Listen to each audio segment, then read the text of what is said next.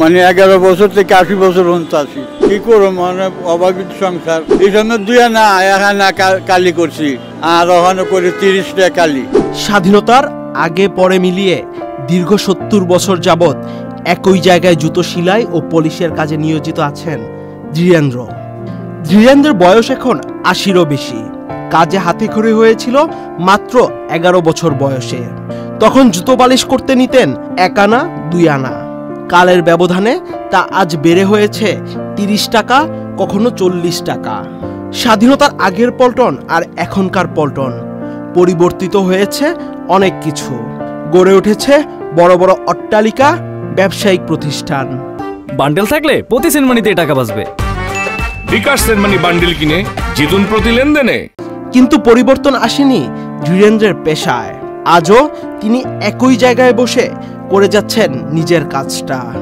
আমরা আজকে কথা বলবো এমন একজন মানুষের সাথে যিনি দীর্ঘ 70 বছর যাবৎ ঠিক এই জায়গাটাতেই, পল্টনের এই জায়গাটাতেই জুতা পলিশ করছেন, জুতো সেলাই করছেন। 70 বছরের পদযাত্রা সেটা কেমন ছিল সেই ব্যাপারেই কথা বলবো। প্রথমে জানতে চাইবো আপনার নাম। আমার নাম ধীরেন্দ্র। এই পেশায় কত বছর যাবৎ? এই ব্যবসা মানে 11 বছর থেকে 80 বছর পর্যন্ত আছি।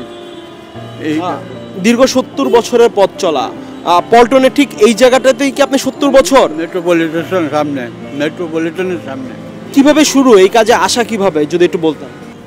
এইভাবে ঠিক শিখি, এটা তো ওই বেতন ধরে কাজ করছি, কাজ করে শিখছি আমি। এত অল্প বয়সে জুতো সেলাই বা পলিশের কাজে আসা, যদি একটু পিছনের গল্পটা শুনতে চাই।